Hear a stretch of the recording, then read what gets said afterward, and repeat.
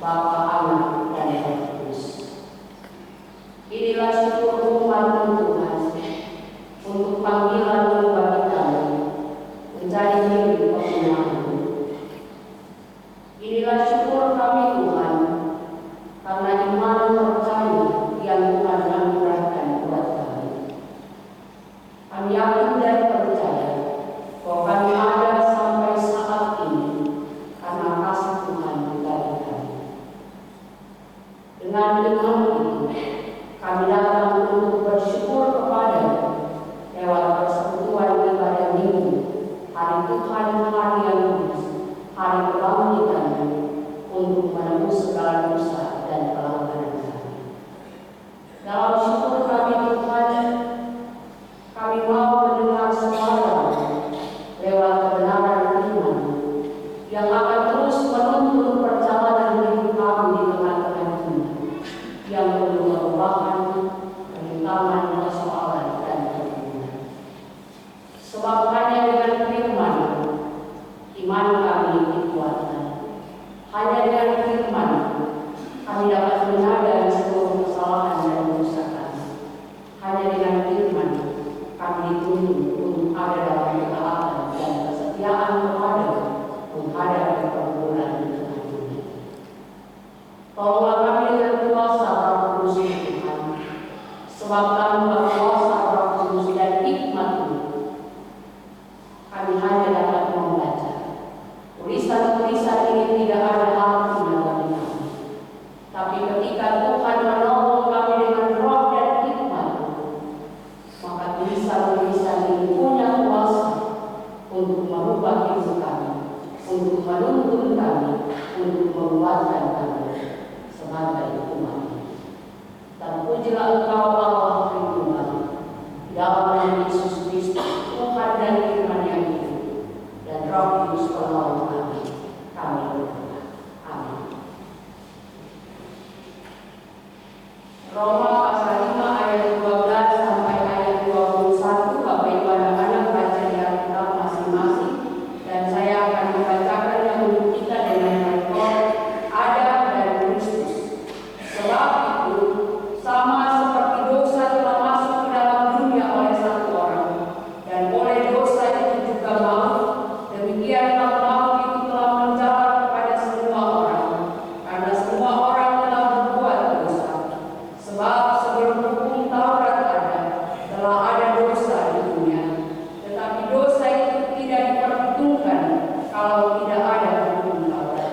Sungguh pun demikian, maut telah berkuasa dari zaman Adam sampai kepada zaman Musa, juga atas mereka yang tidak berbuat dosa dengan cara yang sama seperti yang telah dibuat oleh Adam, yang adalah gambaran Dia yang akan datang. Tetapi karunia Allah tidaklah sama dengan pelanggaran Adam, sebab jika karena pelanggaran satu orang, semua orang telah jatuh di dalam kuasa maut, jauh lebih besar lagi kasih karunia Allah yang karunia-Nya yang dilimpahkannya atas semua orang karena satu orang, yaitu Yesus Kristus. Dan kasih karunia tidak berimbangan dengan dosa satu orang, sebab penghakiman atas satu pelanggaran itu telah mengakibatkan penghukuman, tetapi penganugerahan karunia atas banyak pelanggaran itu mengakibatkan pembenaran. Sebab jika oleh dosa satu orang maut telah berkuasa oleh satu orang itu, maka lebih benar bagi mereka yang telah menerima melimpahan kasih karunia dan anugerah kebenaran akan hidup dan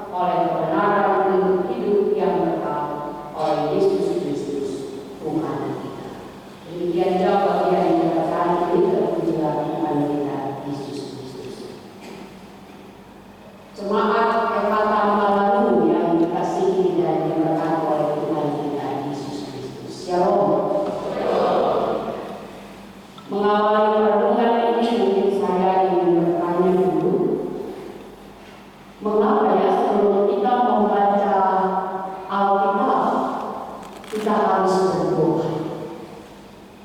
Kalau di sekolah guru agama walaupun pasti sudah berdoa, tapi sebelum belajar pendidikan agama Kristen harus berdoa lagi. Kenapa ya? Mungkin teman-teman lain bisa kasih jawab kan? Mengapa sebelum baca Alkitab kita harus berdoa? Meminta hikmat, meminta kuasa, meminta tuntunan Roh Kudus.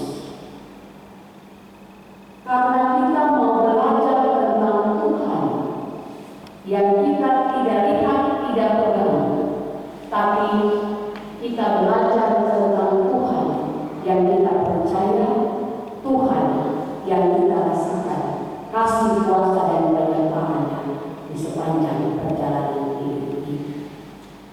Mengapa sebelum membaca Alkitab, sebelum belajar agama kita harus berdoa? Karena Tuhan tidak bisa dimengerti dengan hikmat dunia, dengan kepintaran manusia. Tuhan hanya bisa dimengerti dengan iman. Iman itu kan percaya walaupun tidak melihat.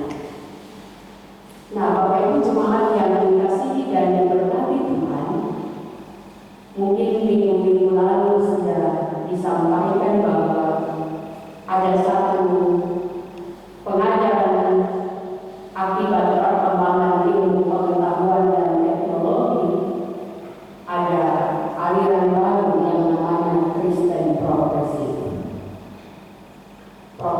Progres berubah terus. Yang menjadi persoalan adalah ajaran Kristen progresif ini tidak mengakui Yesus Kristus sebagai Tuhan dan Juru Selamat dunia. Ajaran progresif juga tidak mengakui Alkitab sebagai firman Allah. Berarti harusnya jangan ada kata Kristen di rumah. Karena Kristen artinya pengikut Kristus. Kalau pengikut Kristus tidak mengakui Kristus sebagai Tuhan dan Juru Selamat, ya bukan Kristen. Kalau pengikut Kristus tidak mengakui Alkitab sebagai firman Allah, ya berarti bukan Kristen. Karena semua orang di dunia ini yang Kristen, yang tidak Kristen, semua tahu Alkitab, bahwa Alkitab adalah kitab sucinya umat Kristen. Tapi bagi umat Kristen sendiri, Alkitab adalah firman Allah. Oleh sebab itu Alkitab ini terletak di sabakar, buang, tenda-tenda. Tapi kalau yang tidak seiman membakar, membuang, tenda, hanya buku biasa. Tapi untuk saya dan kita semua Alkitab adalah firman Allah. Tadi saya sudah bilang untuk memahami, untuk mengerti, untuk merasakan kehadiran Tuhan dalam hidup hanya dapat dimengerti dengan iman kepada Allah di dalam Kristus Tuhan dan Juru Selamat. Nah, Bapak Ibu jemaat yang dikasihi, hari ini kita akan belajar dari Roma pasal 5 ayat 12 sampai 21 dengan tema yang Sinode berikan untuk kita renungkan adalah dosa dan maut tidak seimbang dengan besarnya kasih karunia Allah di dalam Kristus Tuhan Yesus Kristus. Dosa dan maut tidak seimbang dengan besarnya kasih karunia Allah di dalam Tuhan Yesus Kristus. Mungkin yang dimaksudkan adalah bahwa kuasa dosa itu tidak sebanding dengan kuasa Allah lewat pengorbanan Kristus di kayu salib. Kuasa Allah, kuasa dosa tidak sebanding kalau kita tinggalnya dosa itu ringan saja, atau bahasa kami bilang dosa kecil. Dosa Allah kuasanya dengan kuasa Allah lewat kebangkitan Kristus yang terbukti lewat kebangkitan Yesus dari antara orang lain. Dalam bagian ini Rasul Paulus mau menjelaskan kepada jemaat Tuhan di Roma, karena juga berbagai pengajaran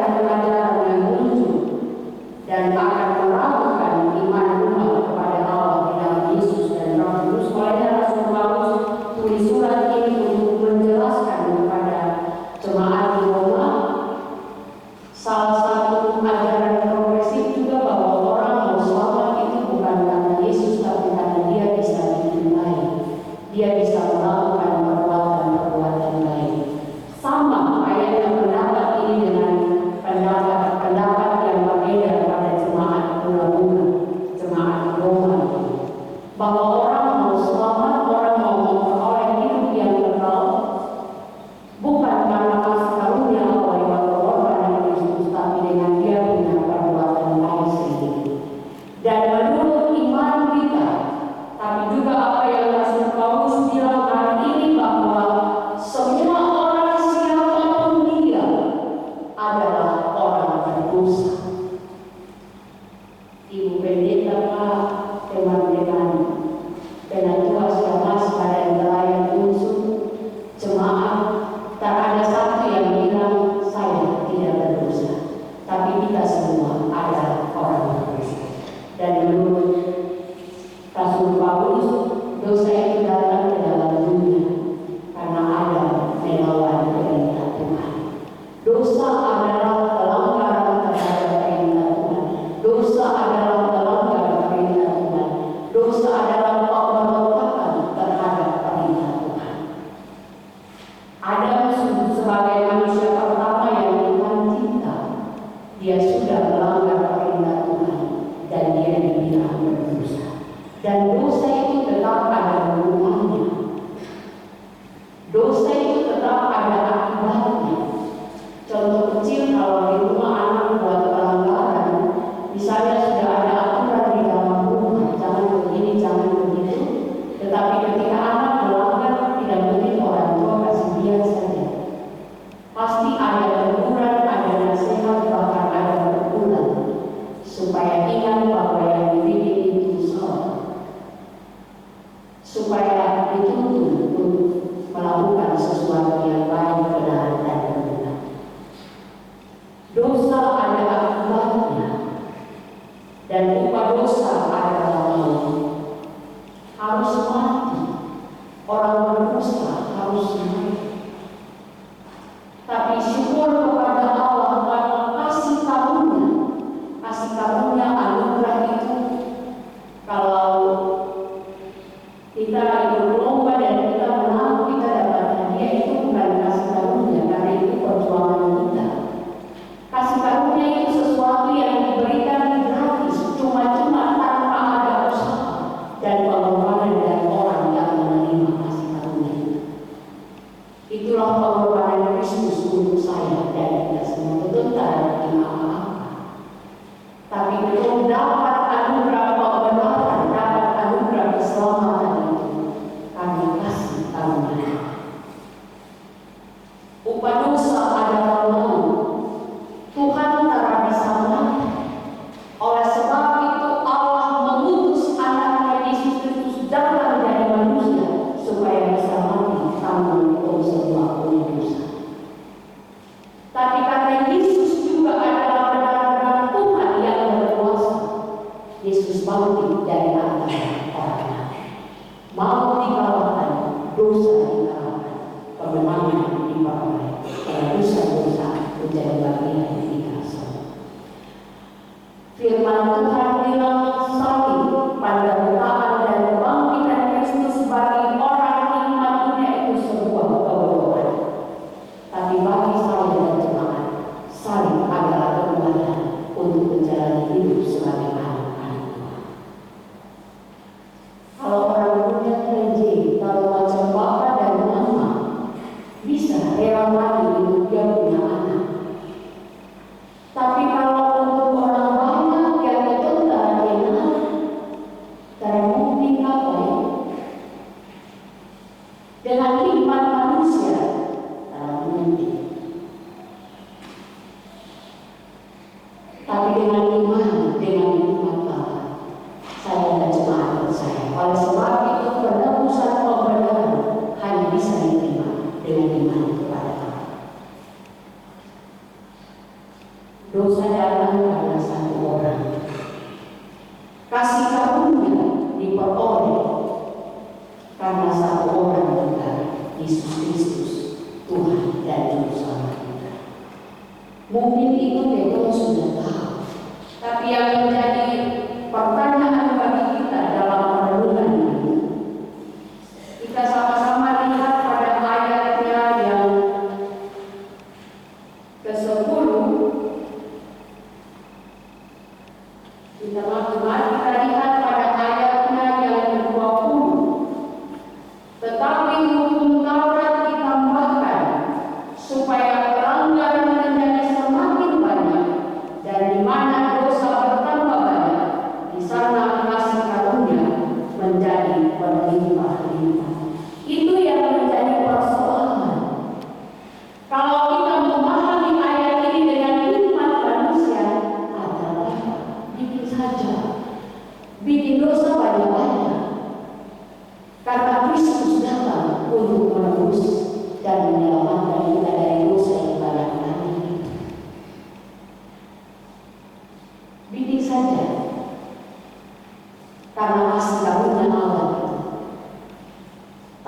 manusia ini bagaimana?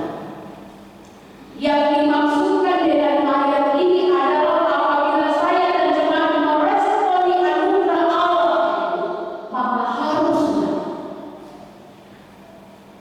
kasih hidup ini untuk Tuhan, supaya dengan pertolongan Tuhan sedikit demi sedikit kita bisa meninggalkan dosa. Agama secara umum itu usaha manusia untuk mengenal Allah, tapi agama Kristen beda. Manusia yang terbatas dengan kemampuan, dengan cara atau tidak mungkin mengenal Allah yang berkuasa. Agama Kristen adalah respon atau jawaban kita terhadap kasih karunia Allah. Karena Tuhan sayang itu Tuhan menyatakan diri kepada kita. Anugerah Allah, ada anugerah Allah, kasih karunia Allah yang Tuhan kasih secara tiba-tiba bagi dunia ini. Anugerah Allah yang bersifat umum.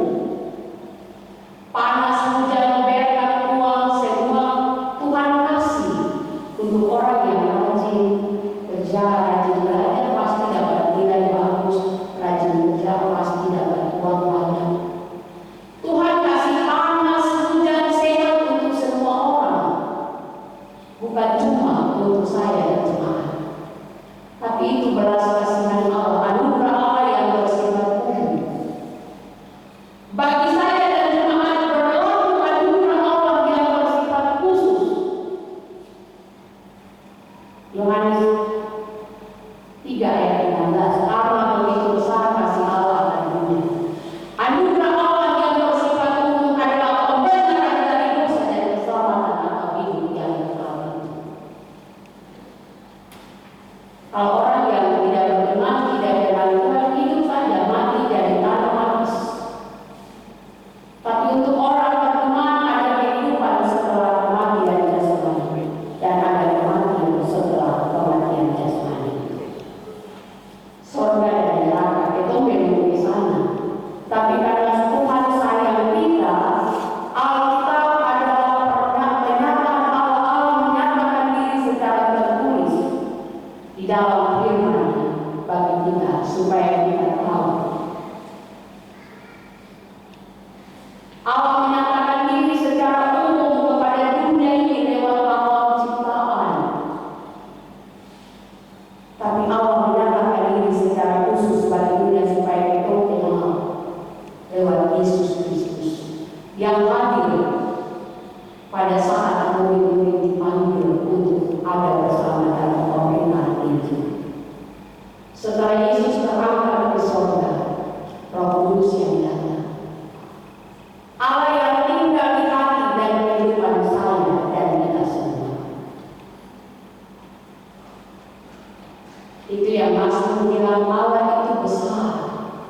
Allah itu tidak dapat dipikirkan, tidak dapat dijangkau.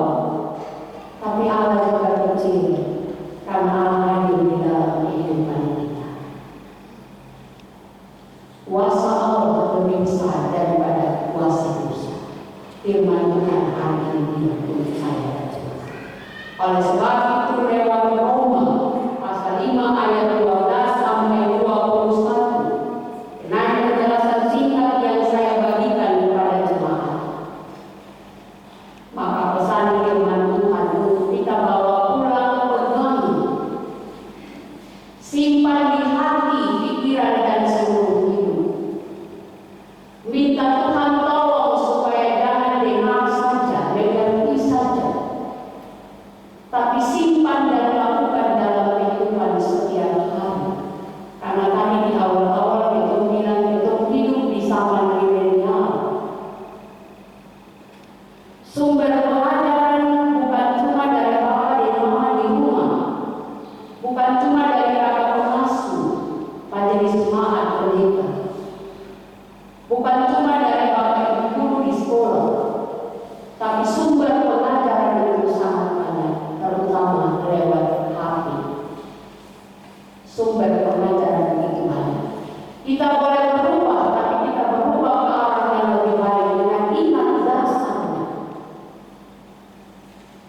Bukan angin datang bawa anak ini. Orang datang bilang ini macam yang ini boleh masuk akal. Macam yang di sini boleh saya berdoa Tuhan jawab.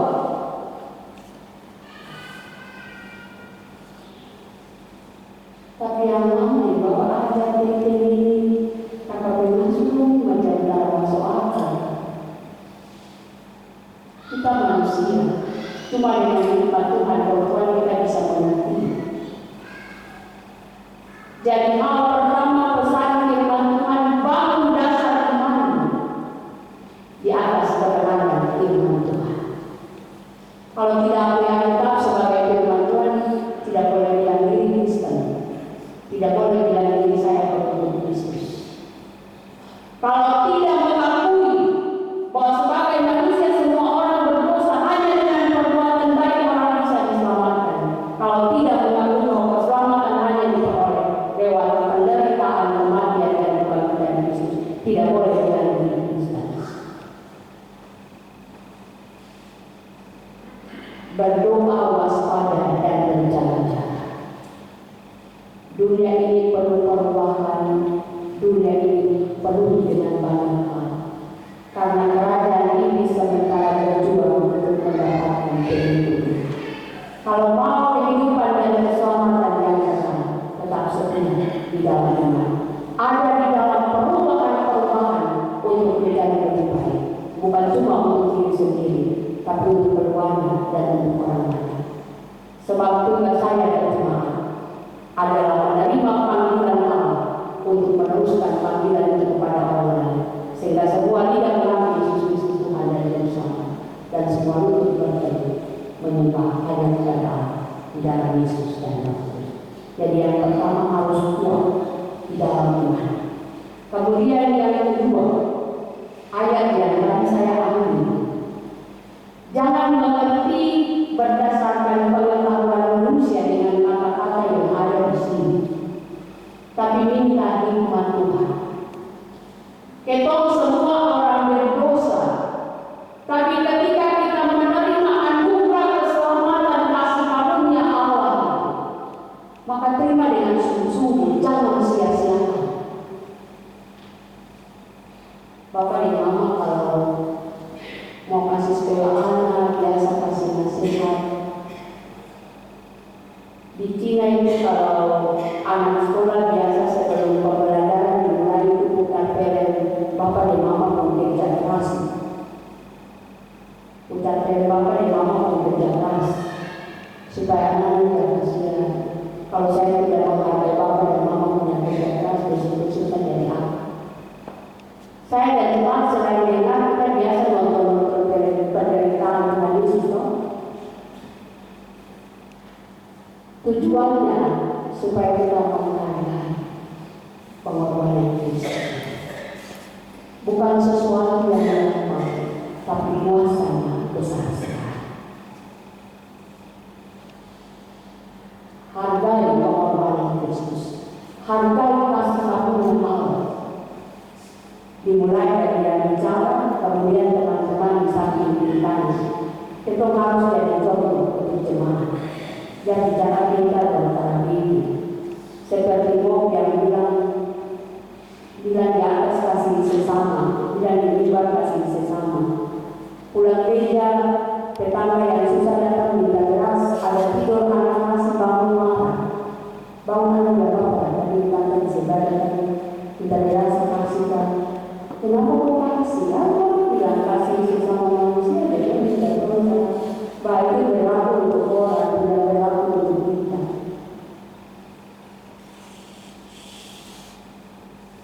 Roh Tuhan kalau saya berjemaat supaya kita tidak menyia-nyiakan kasih karunia. Perjalanan ini masih panjang di depan. Kalau berdoa Tuhan dari jawab yang lain, kira-kira saya berdoa tidak suka kebayang yang di sana berdoa.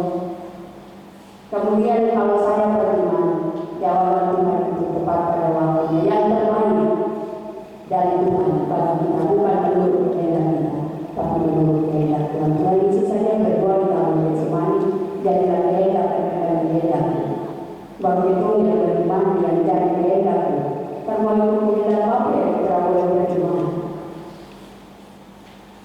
Minta tolong Tuhan supaya kita masih bersungguh-sungguh.